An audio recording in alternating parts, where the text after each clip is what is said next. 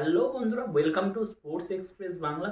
আমি এই মুহূর্তে ভিডিও করছি কেন না, ইন্ডিয়া 5 দিনের টেস্ট ম্যাচে পঞ্চম দিনের সেকেন্ড সেশনে অলরেডি জিতে গেছে শ্রীলঙ্কার সাথে 165 রানে। তো ম্যাচটা জিতেছে তো ঠিকই, কিন্তু ব্যাপারটা হচ্ছে এখানে ইন্ডিয়াকে আরেকটু ভালোভাবে খেলতে হবে ফিল্ডিংয়ে। ইনিংসটা কি এই ফোর্থ ইনিংস পর্যন্ত কি আসতো? আদৌ আসতো না। যদি ফার্স্ট ইনিংসে শ্রীলঙ্কার যখন ডিকাওয়েলের ক্যাচটা মিস করলো, ওই ক্যাচটা যদি না মিস করতো হয়তো মেবি ইন্ডিয়াকে এত দূর আসতে হতো না, সোনালের একটা সেঞ্চুরিও দেখতে হতো না, আর ডিকাওয়েলও অত রান পেত না। 50 পার্টনারশিপের আগেই তাদের পার্টনারশিপ ভেঙে যেত এবং 284 রান যে করেছিল সেটাও করতে পারতো না। সুতরাং ইন্ডিয়া ওখানে লিড, মানে 200 রান, 200 লিড নিয়ে সেকেন্ড ইনিংস আবারও ব্যাটিং পাঠাতে পারতো শ্রীলঙ্কাকে।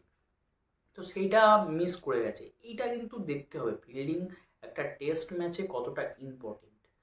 আরেকটা জিনিস হচ্ছে, ইন্ডিয়া এখানে স্পিন পিচে খেলেছে, তা সত্ত্বেও মানিয়ে নিয়ে খেলেছে। ইন্ডিয়া যে এখন স্পিন নিয়ে যথেষ্ট ভাবনা চিন্তা করেছে সেইটা কিন্তু বোঝা যাচ্ছে।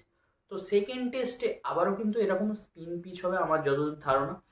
ম্যাচটা 5 দিন পর্যন্ত গড়াবার মূল কারণ হচ্ছে বৃষ্টি, নাহলে 5 দিন পর্যন্ত খেলা হতো না। প্রায় 2-3টে সেশন খেলাই হয়নি বৃষ্টির জন্য। খুব 12 পয়েন্টটা এই ম্যাচে খুব ক্রুশিয়াল পয়েন্ট ছিল। এইটা পেয়ে ইন্ডিয়া আপাতত 5 নম্বরে চলে এসেছে পয়েন্ট টেবিলের।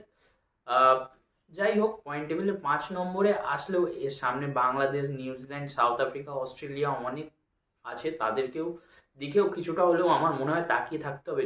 কেননা 8টার মধ্যে 7টা ম্যাচ জেতা কোয়াইট টাফ টেস্টে। ইন্ডিয়া যে বর্তমান যে কন্ডিশনে আছে, যখন রোকো জুটি ছিল, মানে রোহিত শর্মা বিরাট কোহলি যখন ছিল তখনও টাফ হতো, কিন্তু করতে হয়তো পারতো, ইন্ডিয়ার কাছে সবই পসিবল, বাট তবুও টাফ আছে। তো কলম্বো টেস্টটা এখন জিততে হবে। জিতে তারপর তো অস্ট্রেলিয়া আছেই, অস্ট্রেলিয়াকেও 5টা ম্যাচের মধ্যে ম্যাক্সিমাম হারাতে হবে। সেগুলো সব কিছু বিচার করে আপাতত টেস্টে ইন্ডিয়া ওয়ার্ল্ড টেস্ট চ্যাম্পিয়নশিপে ফাইনাল খেলবে কি না ডিপেন্ড করছে কিন্তু অস্ট্রেলিয়া সিরিজ আর এই বাদবাকি ম্যাচগুলোর উপর। কিছুটা অন্যর দিকেও তাকাতে হবে। ইংল্যান্ড পাকিস্তান সিরিজটা অতটাও গুরুত্ব নেই, তবে আর ইন বাংলাদেশ আর অস্ট্রেলিয়ার যে সিরিজটা চলছে সেটা কিন্তু ইম্পর্টেন্ট। বাংলাদেশ জিতে গিয়ে এক অবিশ্বাস্য জয় তো এনেইছে। বাংলাদেশ জিতে গিয়ে আখেরে কিন্তু ইন্ডিয়ার এই লাভ করেছে, মানে আহ, ইন্ডিয়ার সুবিধা হয়েছে। তো তো যেটা মূল কথা সেটা হচ্ছে, এই ওয়ার্ল্ড টেস্ট চ্যাম্পিয়নশিপের পয়েন্ট টেবিলের ওপর নিচে সাপ লুডোর খেলায় ইন্ডিয়াকে উপরে উঠতে হবে আরও। আপনাদের কি মনে হয়, ইন্ডিয়া কি টেস্টে ফাইনালে পৌঁছাতে পারবে টেস্ট চ্যাম্পিয়নশিপে, নাকি অন্য অন্য দুটো দল খেলবে? জানি না, এখনো পর্যন্ত অস্ট্রেলিয়াকে তো সেই রকম দেখে মনে হচ্ছে তারা যাবেই। যতই বাংলাদেশ তাদের হারাক না কেন, তাদের সেই লাইন আপ আছে, টিম কম্বিনেশন আছে।